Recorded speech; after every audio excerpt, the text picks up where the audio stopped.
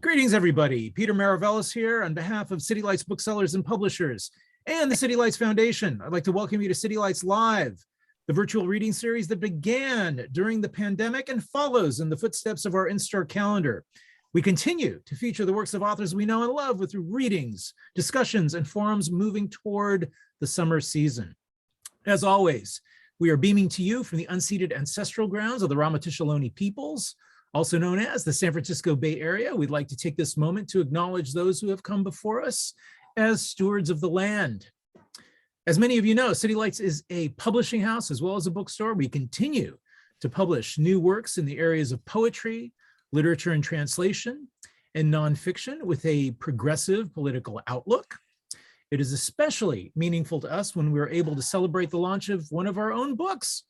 Tonight, we are thrilled to have with us once again Gabriela Alemán, celebrating the publication of her new short fiction collection titled Family Album. It is the stellar follow-up to her acclaimed English language debut, Poso Wells. Both books are published by City Lights, I might add.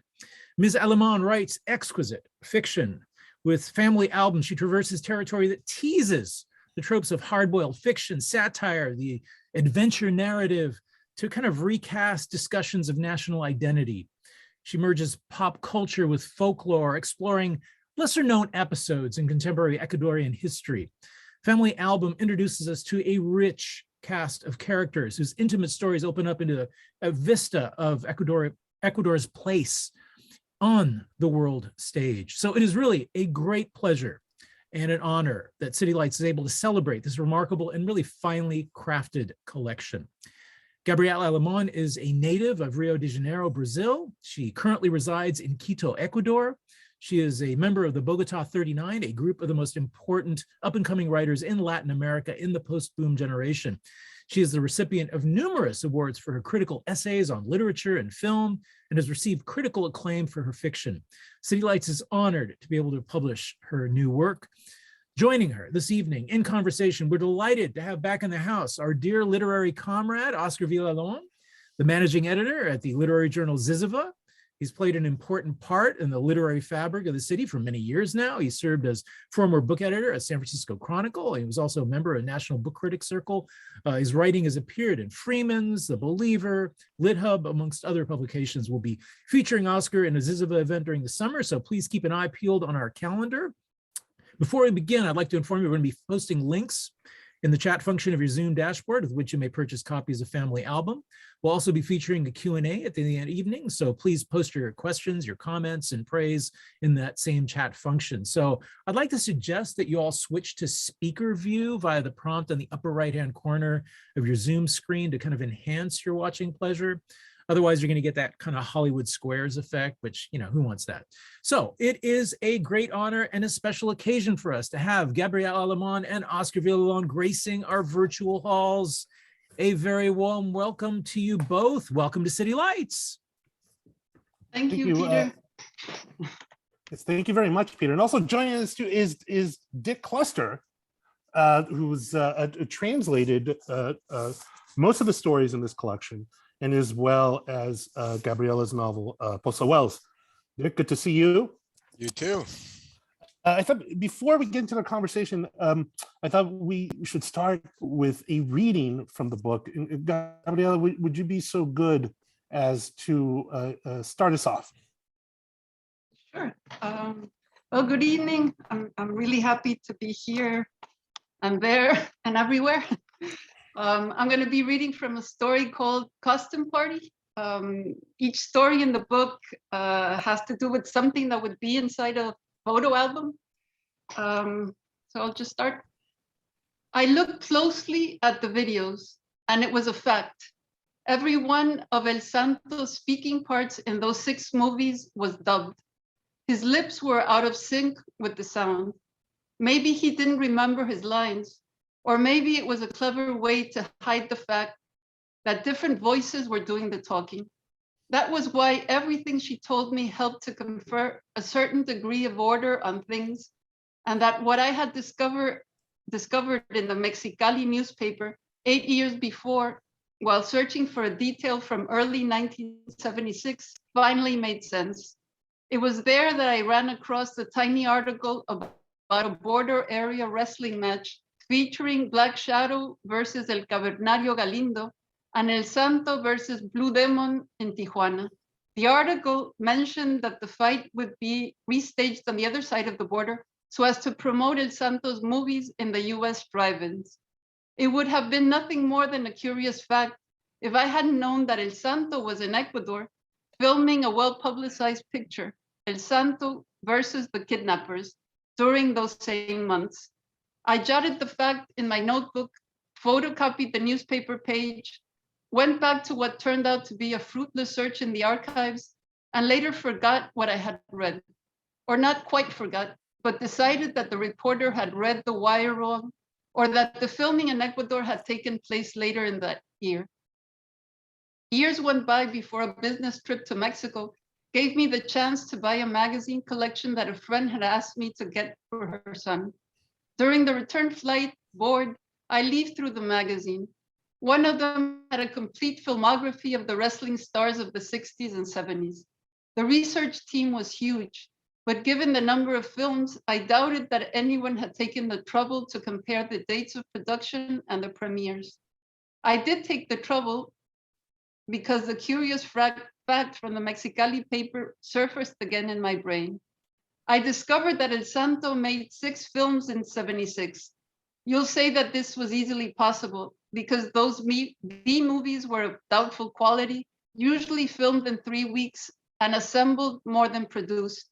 Okay, but of the 6, one was shot in Istanbul, another in Quito and Guayaquil, the next in San Juan, another in Guatemala City and Antigua, another in Mexico City, and the last one at Machu Picchu. In that same year, remember, El Santo had been in the neighborhood of Tijuana for some weeks, and according to the archives of the Mexican Wrestling Federation, he headlined more than 3 matches a month in arenas all across the country throughout the year. I photocopied the magazine before giving it to my friend. It's an obvious story, as obvious as the fragility of a house of cards. That's why no one wants to touch it. But doesn't it make sense? We're talking about the King Midas of film, the guy who packed movie houses all over the Americas, who filled arenas for his fights, who made cash registers jingle, and who wore a mask. This was the era of the decline of Churubusco studios, of feverish demands by the film unions, and the rapid growth of television conjoined with the ban on televised wrestling matches. It was also the onset of old age for the stars of the golden era. Come on, wasn't anyone going to think of this? Tell me no producer did.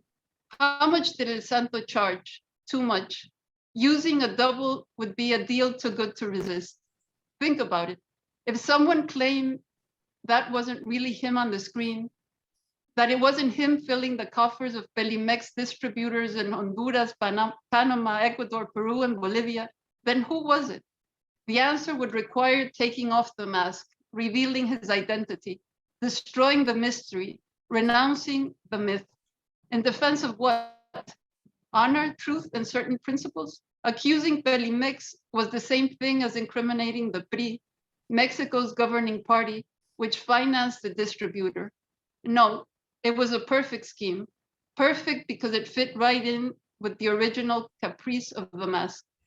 There was a story in all of this. It didn't have to do with corruption in the Wrestling Federation, nor the excesses of an industry that ended up destroying itself, and less so with the unmasking of El Santo. No, it was something else. I just didn't know what. Discovering it didn't become an obsession. I didn't hunt down retired agents or stalk the directors and screenwriters of the movies in which El Santo had starred. But still, when I could, when I'd be passing through Mexico, I would make certain calls, set up interviews, buy copies of the films that interested me.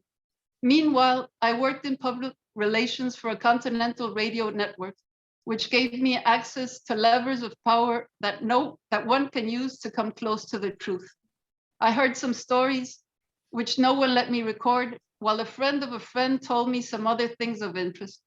It was too late to interview the masked one himself, and his son refused to tell me anything, even if he knew, which I doubted.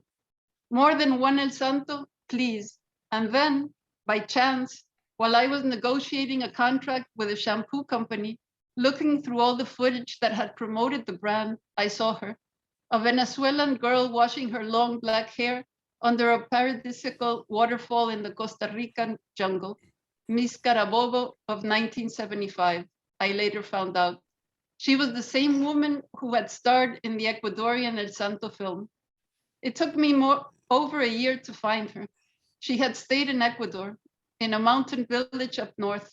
When I arrived in Cahuasqui, I had to spend some hours searching her out, because the person I was describing was the girl I saw in the movie, not the matron, so very beautiful, with graying hair and skin tempered by the sun, who stood before me at last. Although she'd had children, now she lived alone. I talked with her while she was feeding her chickens. Her answers followed the same distrustful tone that had characterized all my interviews, legitimizing all of my suspicions. Why was everyone so nervous if there was nothing to hide? I never thought that what, to my eye, was simple questioning about a superhero could put the entire past of my interviewees to the test in a way that could cut through lives like some corrosive poison. The past as a palimpsest. Who would break it open, exposing its layers to look for something that no longer existed? None of this occurred to me. At the time, all I saw was the woman's uncomfortable answers confirmed my suspicions. Too many times she asked me the same thing. Señora, why are you interested in this story? She didn't believe me when I said I had no special interest. Since I had no more believable answer prepared, better put, since I hadn't constructed a plausible lie without gaping holes in it, she got rid of me after telling me a few minor details I already knew. That the film was shot in the Ñaquito racetrack, that she played a cabaret singer, that El Santo was the star, and that Ernesto Alban had the comic lead. I thanked her and went looking for some place to spend the night. No. Thank you, Gabriela. Before we get into the conversation and ask my first question, I just want to expand further on Peter's introductory remarks about the book itself. The book is called Family Album, and as Gabriela was saying, each story bears a title referring to the various milestones in the existence of a family, celebrations, trips, and other momentous occasions. It can be read in one sitting, but don't be fooled. These are richly layered narratives that invite us to reread them as soon as we finish them. The structures play with time, and characters and motivations are incrementally and precisely revealed. Yes, these stories are short, but they telescope in depth because they're textured by history and interiority and intrigue. The stories range in settings from the Galapagos Islands in Ecuador's interior to Buenos Aires in the US and Mexico and Puerto Rico. They are set in the 20th century, yet they feel like they belong to a more contemporaneous era. The 8 stories here are inhabited by scoundrels and the people who have to deal with those scoundrels. And always there's an atmosphere of tantalizing mystery, of never quite getting the full picture of events and people, but perhaps just enough to let us know that we're at the limit of what we can ascertain for sure. So, and speaking of events and people, as in the excerpt you just read, Gabriela, I think we get a sense of what I believe are 2 of the biggest themes in the collection. Encounters between Ecuadorians and the world at large, either at home or abroad, and narratives imagined around actual people and historical events. So my first question is, were those 2 areas you wanted to explore when you initially conceptualized this book, or were those themes something that presented themselves in the course of the writing? Thanks, Oscar. First of all, it's a pleasure to meet you. Oh, likewise. I loved your magazine when I got a copy of it. It's wonderful. And I was so glad to have one of my stories published in it. Oh, thank you. We're wonderful. happy to have you in there. When I thought of Family Album from the onset, I had the title. So I knew that I was going to have, I didn't know at the beginning how many stories, but that all of the stories that were inside this collection had to do with something that had happened in Ecuador, not necessarily a big historical event. rather something to do with popular culture, something to do with minor chapters of history that usually doesn't get recorded in history books, but that circulates through word of mouth. And in there, I knew that there had to be something to do with film, because Ecuador never had a film industry. But we're set in the northern part of South America, and it's geographically, it's interesting in the influences we have in our culture, because we receive all the Mexican rancheras, music, boleros, film, but we also receive, because we're in what would be the center of the whole Americas, North, Central, and South, we receive the great influence from Argentina also. So tangos, the wrestling from Argentina, which was Titanes en el Ring, which is completely different from El Santo and the Wrestling Federation in Mexico. But there was this element, a strange element in the 1970s when both of these traditions or big production companies from Argentina and Mexico were starting to break. They were starting to not have that much money for their productions. And that's when El Santo appeared in film history in Mexico. And what happened was that there was this conjunction of something I mentioned in the story, that wrestling couldn't be shown on television. You would have to go to the Coliseum, to the arenas to see it. But you could see it on film. And it was interesting that the producers decided to present El Santo next to vampire women and werewolves and Martians. And the great idea that they had is that they looked for the most important actors or comedians from each country in South America, and they teamed them up with El Santo. So when he got to Ecuador, he made a movie with Ernesto Alban, who was the leading comedic man of the theater and film in Ecuador, the small productions that were made in Ecuador at that time. So automatically it became a phenomenon in Ecuador and in Mexico and in all the countries that received wrestling films from Mexico. So when I was thinking of what story to tell through the figure of El Santo in Ecuador, tied in with popular culture, the mask was something that had to be present all the time. And it's something that has to do with all the stories, as you were mentioning, the idea of Ecuador being in the periphery, but also at the center of world events. So it's a mask that Ecuadorians can put on and become great wrestlers, or can put on and become an important part of the Second World War ideological battles that were going on with Germany and Japan in the Pacific, which is one of the stories that deal with Galapagos. So it's this idea of Ecuador coming in and out of various scenarios in world politics, in popular culture, not only Ecuadorian popular culture, but in a wider idea of Latin American popular culture.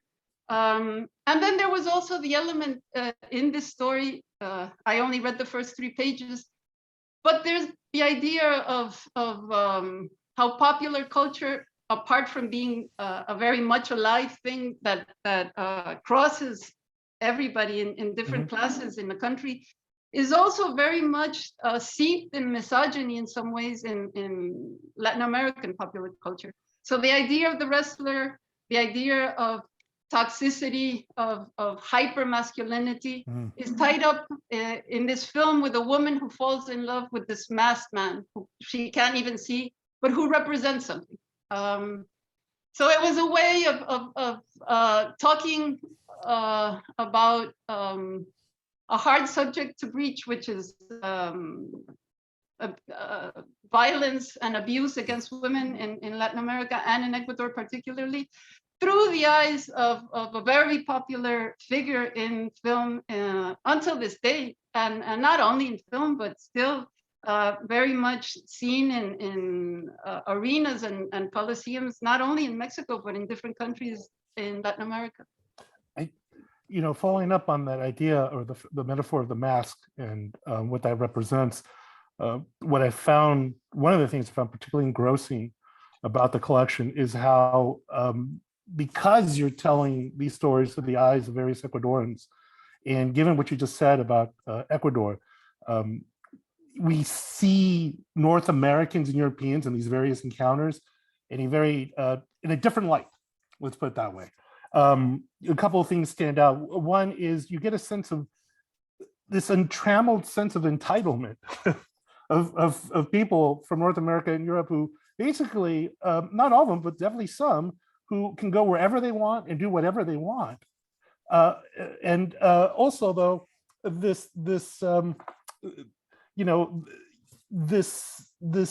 gaze that you put upon them, it is both pitiless and tender. What if you could? Does that sound right to you? Yeah, I mean, one of the stories is about. I wrote this collection 10 years ago, and when Lorena Bobbitt came into the news, late 90s, it was very much set in terms of women against men in the press in Ecuador. And in some ways, it was, in a weird sense, it was also framed as an immigrant against a Marine, because if you remember, John Wayne Bobbitt was a Marine, an ex-Marine. And at that time in the 90s, if you remember also, or people who didn't know what happened in the news in the US, Lorena Bobbitt was not that well spoken of. The cameras were not on her side. No, there wasn't really a context for what she did. Right. So she became sort of a verb to talk about what happened, right?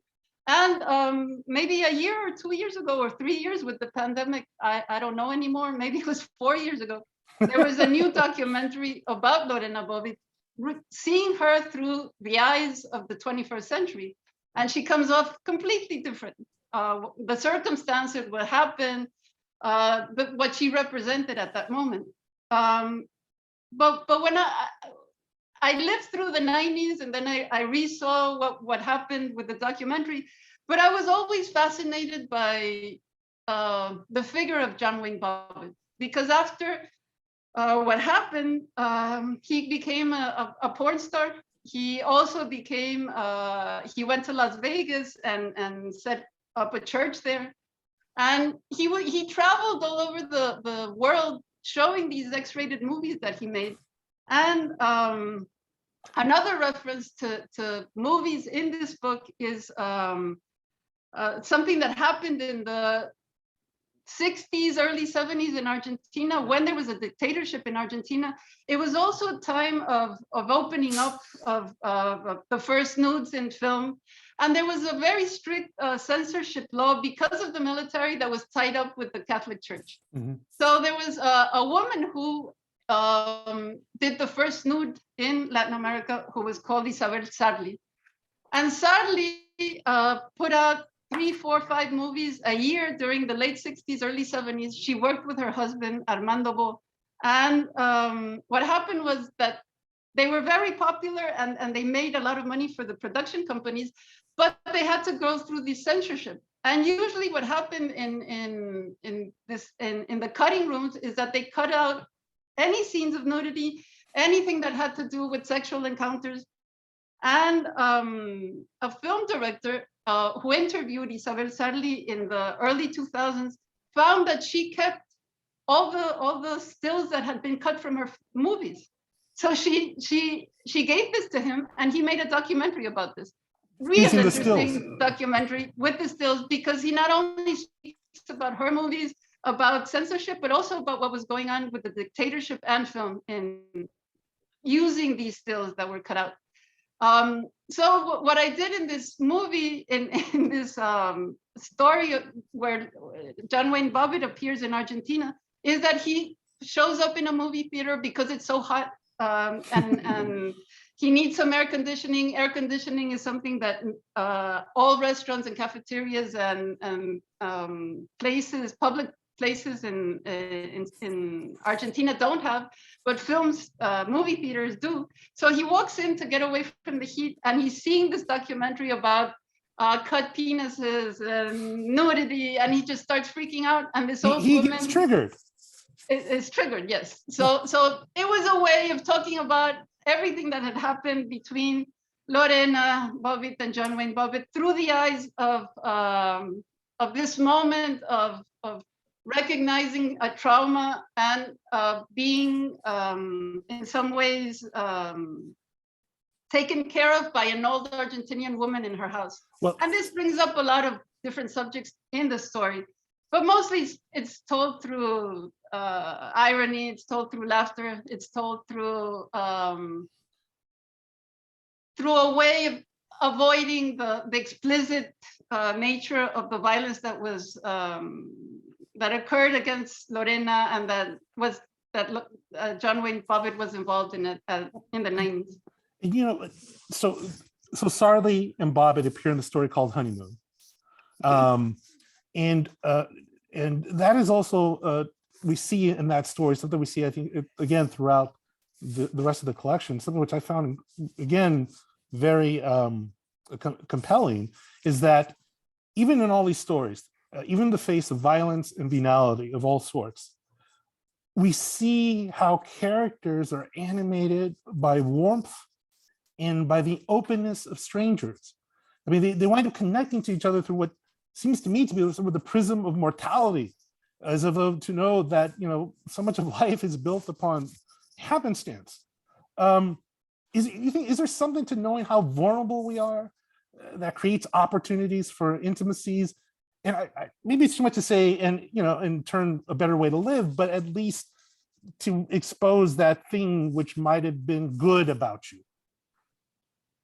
I'm speaking from New Orleans right now. I'm in this beautiful studio of a great Mexican-American photographer, Josephine Sacabo.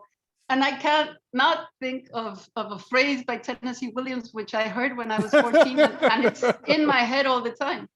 The kindness of strangers. I've always done a lot of traveling, and I've found in my life personally that there exists this kindness of strangers. There's a family that one creates when one doesn't have one's own family around.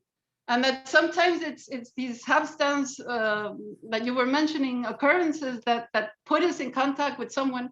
And usually we enter in a connection with strangers when we're vulnerable, when we discover that we can't go on with maybe somebody just giving you a hand to get up, or saying something that will make you believe that you can continue. And that's what happens. And you're totally right, Oscar. It's the first time that I'm thinking about this, but that connection is there throughout the collection.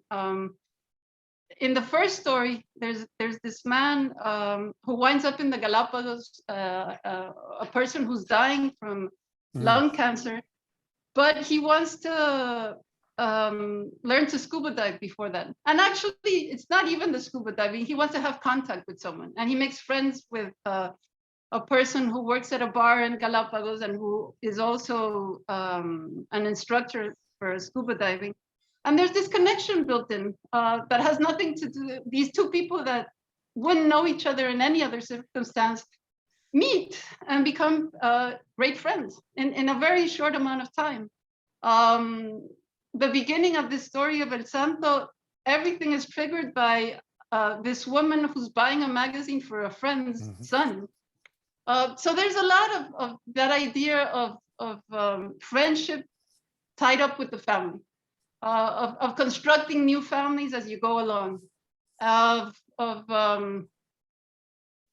finding circumstances that can seem strange to be completely normal also. Because Ecuador is a strange place for people who don't know it. It would seem that it's hard to enter into the logic of it.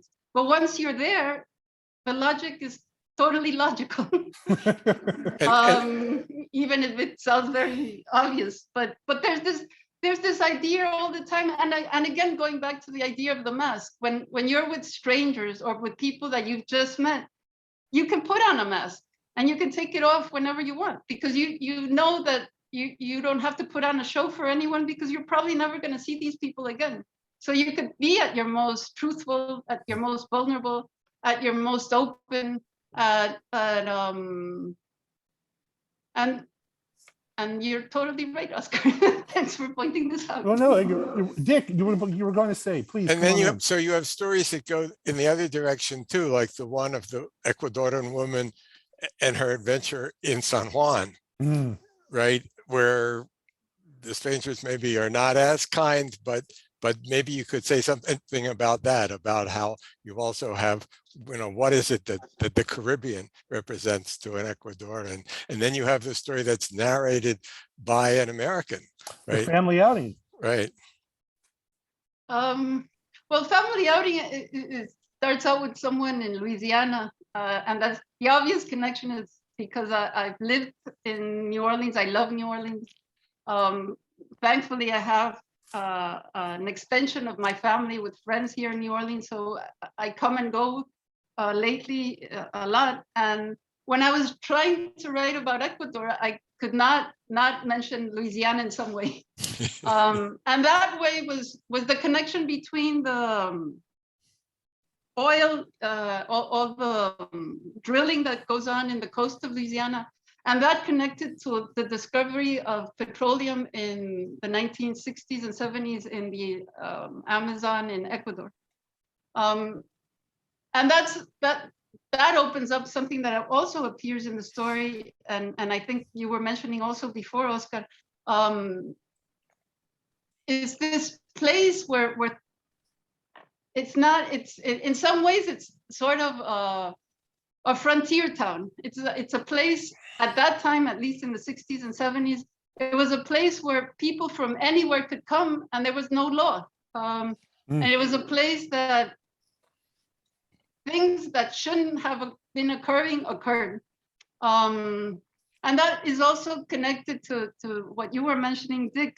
This story about this woman from Ecuador who winds up in San Juan is the connection there is because she starts having a conversation with a man that had been in mines in the south of Ecuador in the 1980s.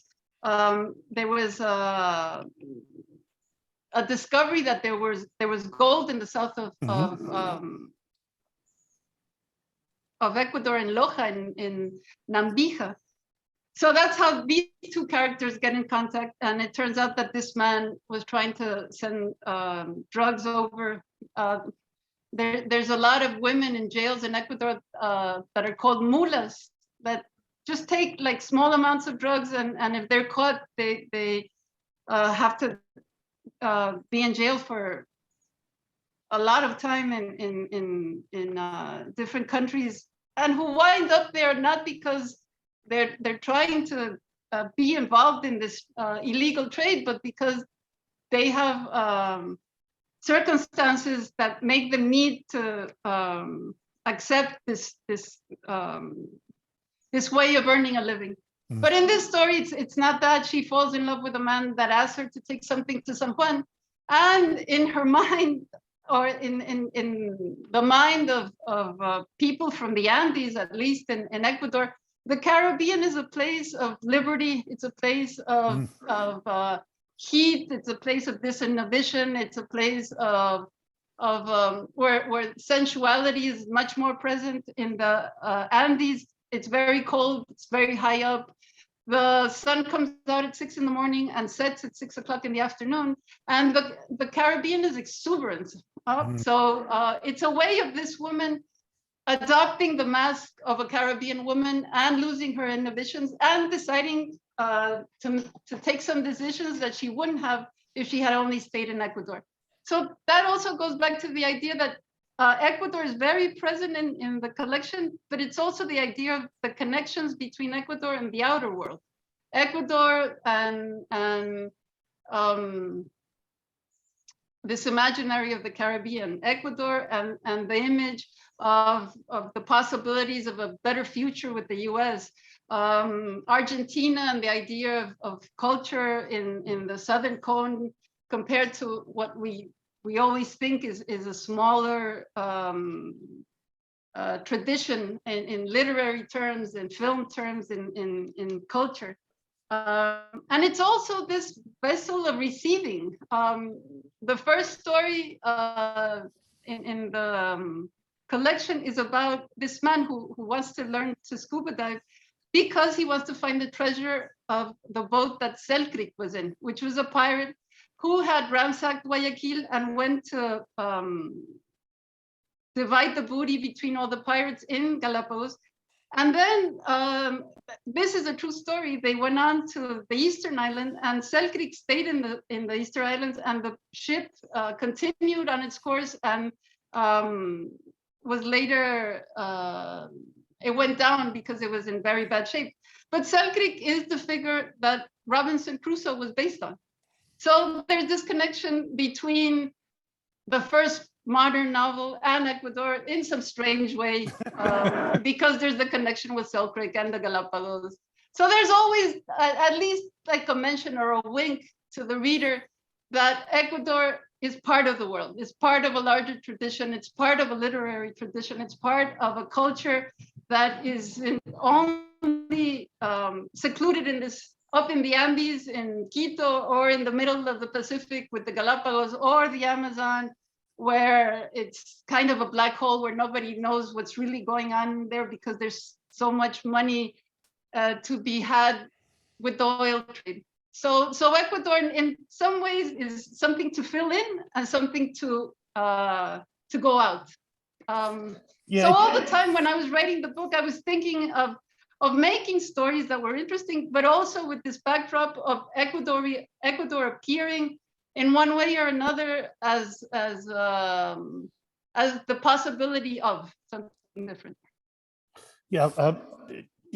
Before I bring you in, Dick, I was going to say really quickly, hearing you talk about this, Gabriela, I keep thinking, maybe it's true that the group that gets noticed least is the group that notices the most. Dick, I wanted to ask you a couple of things. One was, how did you first come across Gabriela's work? And then what about it made you want to translate it? And by that, what I mean is, I know how hard the work is to translate. So it's definitely a labor of love. I first came across it in Havana, actually, at the Havana Book Fair in 2014 or some such year, when a Cuban writer whom I translate, an editor named Ida Bar, said, "Oh, I'm presenting a novel." She's also an editor of the publishing house in Santiago de Cuba. She said, "I'm presenting a novel that you'll love, and the first chapter of it is a perfect," I also write mystery novels, or did. She said, "The first chapter of it is a perfect, like, noir mystery novel opening," and that was Poso Wells. And I read it on the airplane on the way back, and I was just amazed by the kind of mashup of genres that was in it, and its mixture of humanity and politics and humor and pop culture and all these things. So I thought this would be great fun to translate. God knows if anyone would ever publish it. And this is why we're eternally grateful to City Lights, because they will publish things like that. So that was what first made me want to do it. And it was great fun and challenge to translate all the different genres and mashups and conversations between Mexicans and Ecuadorians and all that in there. So then I said, I'd like to see some stories. And that was when Gabriela started sending me the stories. And the stories are difficult to translate because each one is so different. Each one is in the voice of such a different narrator, and it involves. So sometimes when I'm translating a writer, I'm like imitating their voice. But Gabriela has so many voices that each one required sort of starting over again. What's the particular way that this voice is ironic? Yeah, it's I can infer that from reading her work, from your translations, which are wonderful, by the way, Dick. That there's a lot, as I was saying before earlier, these are they're extremely enjoyable and entertaining narratives, but they are complex, There's a lot going on in there. And I can imagine, that just ups the ante in terms of what you have to do, in terms of whatever choices you have to make, in terms of how you're going to convey a certain feel that you get in Spanish, and how will you evoke that in English. And you brought something about the noir, which is because I think there's elements of that in this collection as well, at least certainly about crime, certainly about, for lack of a better word, what we could call, the evil in people's hearts. And I want to get back to that story, Family Outing, if you don't mind, Gabriela, because I mean, it's just, so it's based on the actual 1956 massacre, right, of Christian missionaries by Ecuadorian indigenous people who, God bless them, really didn't want anything to do with them. They didn't ask to be proselytized. It's told by, as you're saying, by this, I guess he worked in an oil rig, this New Orleans guy, this American. And there is a passage, and by the way, they hire him, and I think, boy, what a wonderful metaphor. They hire him to basically be the muscle, to get his hands dirty, because God forbid they, as good missionaries, get their hands dirty if things should go south. And there was a passage in there that I thought would be worth sharing. At one point, the narrator, sort of assessing the situation, how things are going, he says of his employers, if they were devoting their lives to the pursuit of souls, I was devoting mine to the pursuit of despair. We were two sides of the same coin. If they had realized this, they would have tried to part ways to separate their purity from my mud. But wouldn't they have eventually figured this out? That the two sides rub against the same skin when the coins are held tightly in the fist. And what struck me about this is that I'm not so sure the quote unquote developed world has figured that out yet.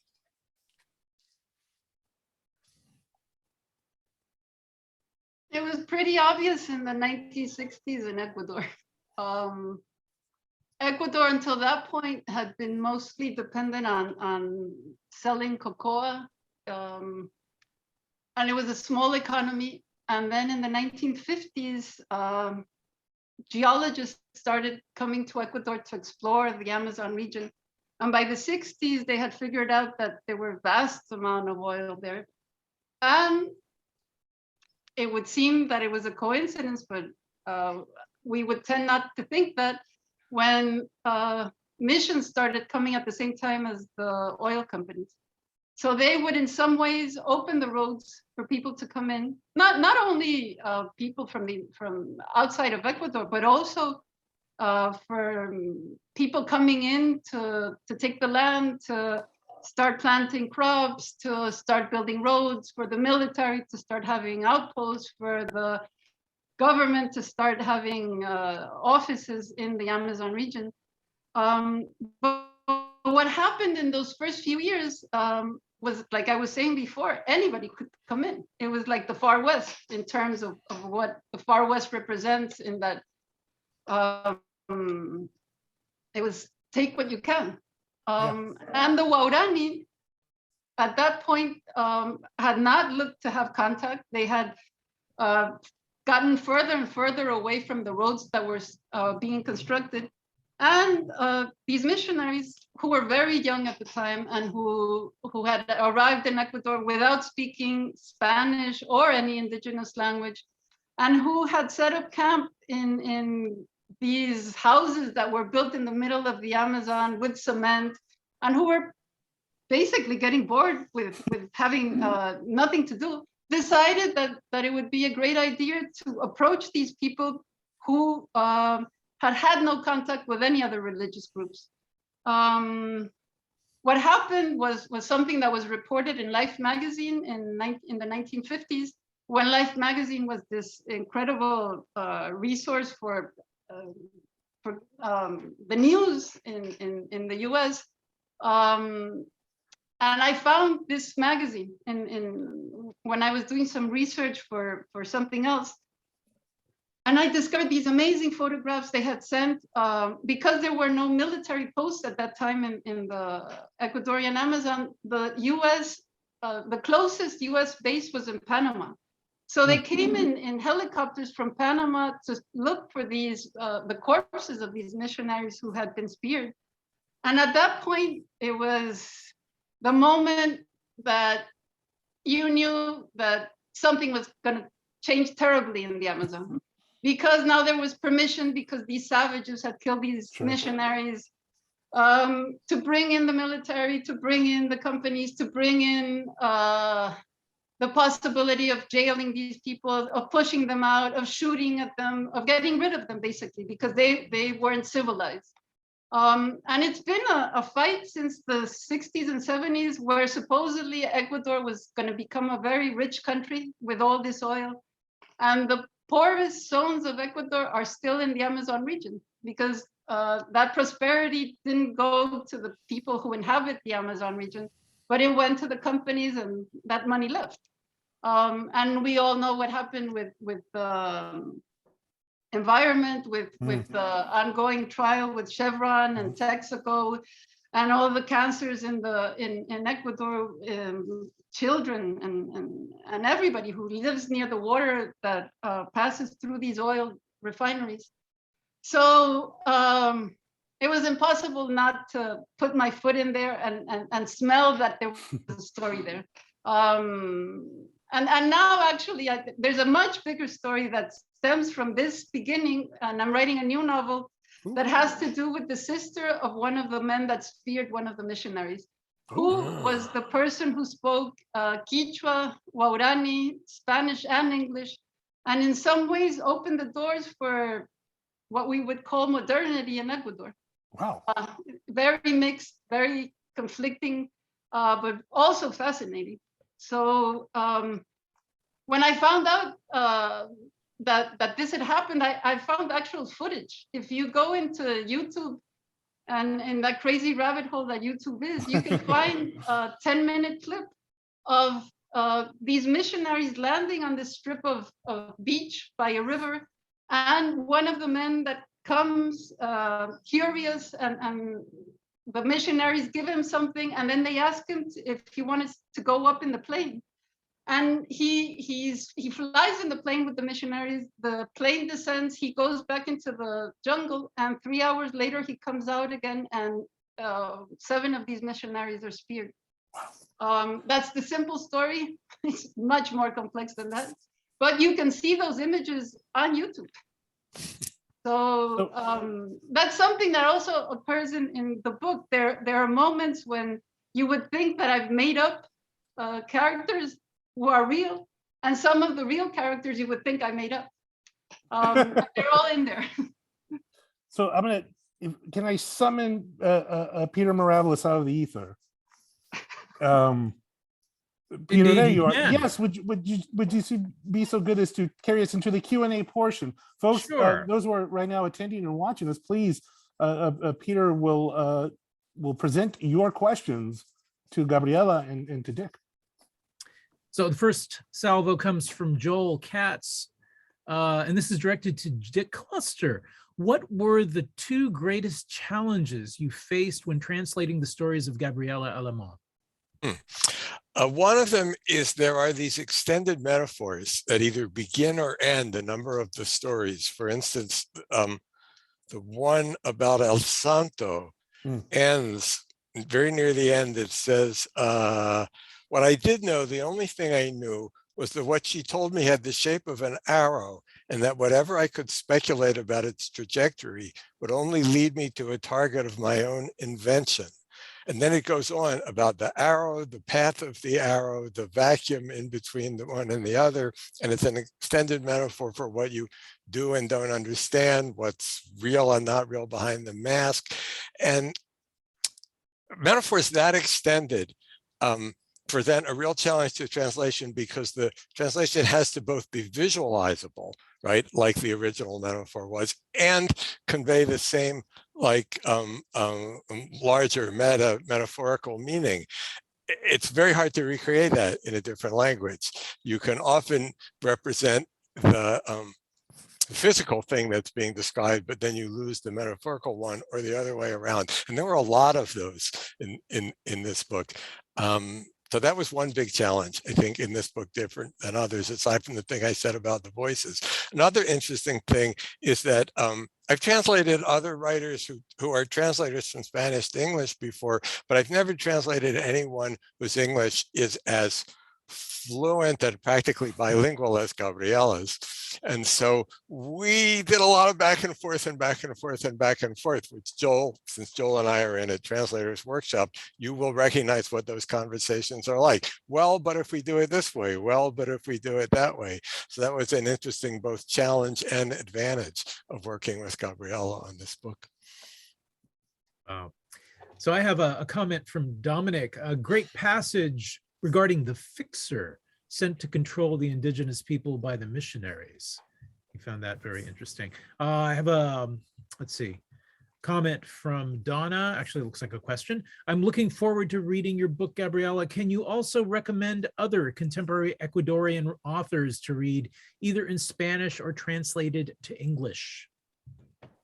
Well, there's a rich literary tradition. Actually, I have a publishing house with one of my brothers and a friend called El Fakir. And El Fakir is the name of what we consider the best 20th century writer of Ecuador, who's Cesar Davila Andrade. He was not only a poet, but a short story writer. So whatever you can find by Cesar Davila Andrade is incredible. Another great writer who's still alive, and she's published more than probably 30 books, is Alicia Llanes Cosillo. She's found in English also. Argentina Chiribogas, another Ecuadorian writer from Esmeraldas. And then more contemporary, there's Mauro Cárdenas, who lives in San Francisco, who was published in US publishing houses. There's Mónica Ojeda, there's Maria Fernanda Ampuero. And there's a number of great poets who have been translated, like Jorge Carrera Andrade. He's been translated into a number of languages. Adalberto Ortiz, Estupiñán Vaz. But I would just go on a Google search and type in Ecuadorian writers, and there's some great stuff in there. And Gabriela, if I could jump back in, your grandfather, Hugo Alemán, he was a poet and writer as well. Yeah, I was lucky enough to have lived with him when I was small, and he traveled. He came to live in my father's house with us after he had a stroke, but he brought along his whole library, and his library was all these books signed by what would now be the canon of Ecuadorian literature. So he had books by Pablo Palacio, who's another great writer. He had books signed by Carrera Andrade. He had books signed by El Fakir. And it was also interesting in a way that he was from a generation which was a generation that I think had the same characteristics in different countries of Latin America, that read in other languages through dictionaries. So my grandfather had a whole stack of books of French poetry, and he didn't speak French. He read the poetry through dictionaries, and then he would compare notes with his other poet friends, and they would create their own translations. And then when one of them had gone out and knew the language, he would help out. So there's this great thing that I think I learned from a very young age, that anyone can be connected to other traditions, to other literary traditions, even with other languages, because dictionaries exist, and I think imagination exists. I'm sure they weren't the most perfect of translations, but they brought in an aspect of the vanguard that wasn't there before those translations were done by his generation. We have another question from Dominic. I would like to hear a little more on the question that Oscar raised about how the exploration of darkness within the characters or dramatic situations somehow illuminate your stories. Do you think such illumination is necessary, or is it okay to leave the reader in that darkness, to dwell on that? Well, they're not long short stories. They're actually they're not more than 8 pages long. So I think the reader dwells on things that are only mentioned, or they're brush strokes, or there's a much bigger story behind them, and it's only the tip of that story that is presented in the short story. So I think it leaves space for the reader to project and to think. And I think Oscar said it perfectly. There's a lot of layers. You can just go into the story very and read it in what's presented at the beginning, and find that there's different layers that could give it a different reading, that could make it more complex. But you can stick only with one of those readings. So I think that's why I love short stories. There's the possibility of a larger connection with the reader, because not everything is there. It's this work between the writer and the reader that creates the story. Well, we are running out of time. I'm going to ask Oscar, Dick, do either of you have any last thoughts before we close this? Oh, I would just restate what I said at the beginning. I think this is it's a fascinating story collection. Again, yeah, it's very short. I think it's only about 100 pages total, but it invites rereading, and they're wonderfully complex. And it also forces you, with something I love, something that poetry does. It forces you to slow down. You will savor it more if you pay careful attention to what you're reading. Yeah, I think that the stories definitely bear reading more than once in that way. And then I'd say, after you read this, we hope, stay tuned for more of Gabriela's writing. Mary Ellen, the other translator of some of the stories in this book, Mary Ellen Viehweger, and I have been working on a different collection of Gabriela's story in a different kind of darker, we might say, vein. And I've been working on a novel that she wrote about Paraguay, which is a country very little represented in literature translated into English, and it's in an entirely different style. So it's so much fun to see all the different things she can do. Wow. Well, listen, thanks to all three of you ever so much. I mean, this has been such a wonderful and very, very meaningful event, to be sure. City Lights is proud to have published both Family Album and Poso Wells. So thank you, Oscar, for doing the honors tonight. Thank you, Gabriela Alemán, and congratulations on this wonderful new book. Thank you, Dick Cluster. It was great having you joining us as well. It was a real treat. I want to note, everyone, please keep in mind, Dick has also translated the works of such amazing writers as Pedro de Jesus and Melini Fernandez Pintado, which City Lights has also published. So we've posted links for you to explore those titles in the chat function. So, and last but not least, really thanks to all of you in the audience for joining us. As always, you help complete the circle. We've posted links, as I mentioned, in the chat with which you may purchase books. The copies of Family Album are signed tonight, just to let you know. And you also, if you're purchasing from the City Lights website, you will get a discount. So excited about that. Want to remind everybody, City Lights is open for business. We're open 7 days a week from 12 noon until 8 p.m. So come on down, browse our stacks if you're in the hood. We would love to see you. Tonight's event has been made possible by support from the City Lights Foundation, continuing the legacy of our founder, the late Lawrence Ferlinghetti, through public events like this one, a publishing program, an educational outreach, all dedicated to sustaining a vibrant community of readers, writers, and independent thinkers. So take care, everyone. We hope to see you again soon. Gabriela, I'm going to give you the last word. I just wanted to thank Oscar and Dick and you, Peter, for putting this together, and Stacy at City Lights. It was lovely, at least, to see each other, to talk about the book, and I hope that people enjoy the stories. So thank you very much for putting this together.